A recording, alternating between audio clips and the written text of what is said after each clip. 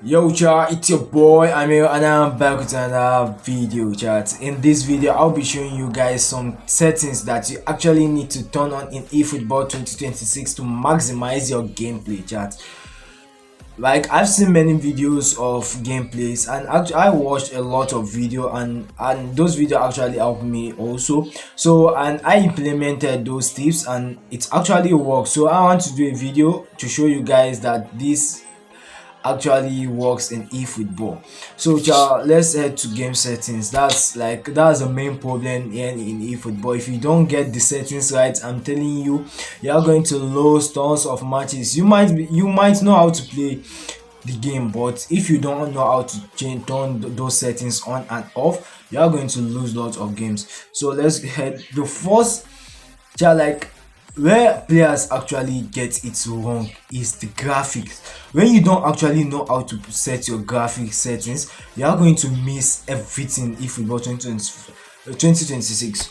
Let's check out the graphics. If you can look, you can see my player graphics is set as standard, my stadium graphics is also set as standard, and my frame rate is set as 30 fps. And why is my players graphics not set at high, and why is the stadium graphics not set at high, and why is the frame rate not set at 60 fps? The reasons are if your phone isn't capable of using that, like that if your phone isn't capable of using that feature, I'm telling you, your gameplay is going to be shit. Why is my graphic, like my graphic is set as standard? Because when I set the game at high graphics, because my phone is not capable of like playing eFootball at a higher capacity. So if your phone is not a big phone, I won't advise you to set the player graphics at high. I would advise you to set it at standard. So then for the stadium graphic, I don't like if whether your phone is actually big or not.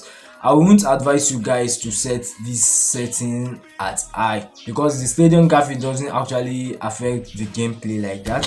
Then the 30 fps, what is frame rate? This affects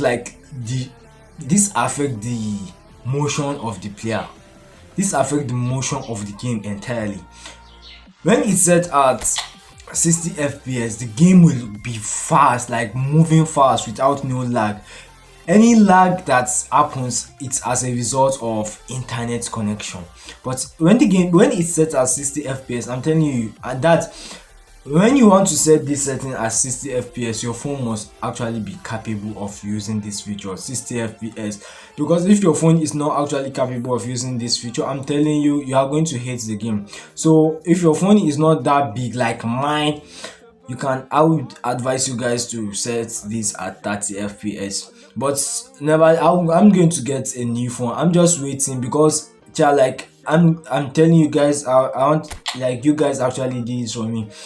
When I started this channel, I was like, oh my god, I created a lot of YouTube channels and I won't be able to get to 1000 subscribers, but I never lose hope, and now I'm at 400 subscribers. So chat, thank you.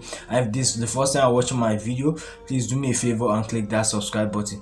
So let's continue. The next setting here is the popular setting known as the smart assist. That if you are a beginner or a pro player, I won't advise you to turn on the smart assist. What this smart assist actually do, let's read it. They say that this option provides automated help with the controls. For example, it will select the power of a shot or the direction of a dribble according to the situation. This allows you to enjoy matches without complicated input. I'm telling you, that is a big lie. Like, Konami actually lied to you. They say you are going to enjoy matches without complicated input, but I'm telling you, you are going to hate matches with lots of complicated input. So what's the best? Just turn off the smart assist, and I'm telling you, you are going to enjoy the game. So the next setting here is, like, lots of eFootball users are actually saying, which is the best? Is it the touch and flick or the virtual pad?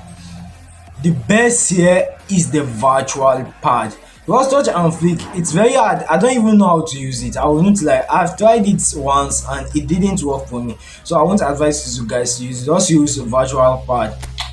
Then the directional stick, yeah, you can set this at you can make the directional stick type, like you can put it at fix or you can put it at move. It depends, or you can even off it so that it won't show on the screen. What is the directional stick? It is the left analog stick, like the move that moving that button that actually moves the player. That's the directional stick. You can keep it at fix just to see like the whole view of the pitch, and you can keep it at move. But I would advise you to leave it at move. Then the cursor change, let it be assisted. Your cursor change should be assisted, and that's the best. Then let's head to button opacity chart. If this button opacity, when you are actually used to the game, you can let keep this button opacity very low so that you'll be able to see the whole view of the pitch. Then the player name, I actually like my cursor type, like the player name to be showing. I actually like the player name to string. Then these are the attacking options. You can see attack slash defense level. Leave this on. Then display radar, leave this also on. This pass search guard, don't turn on the pass search guard because it's going to confuse you. Yeah, then the display load should be set as high. Yeah, and I think that's practically like the settings that you guys actually need to turn on in eFootball 2025 to maximize your gameplay. Chat that these settings will give you the best, like these settings will give you the best gameplay in eFootball 2026 because I've tested them and they actually work. Chat, so if you actually watch this video to the end, I'll advise you to look at the gameplay. I'll advise you guys to put these gameplay tips into practice, and I'm telling you, you are going to enjoy the game. So with this, I've come to the end of this video. Like this video, share and subscribe. Peace out. Green apples.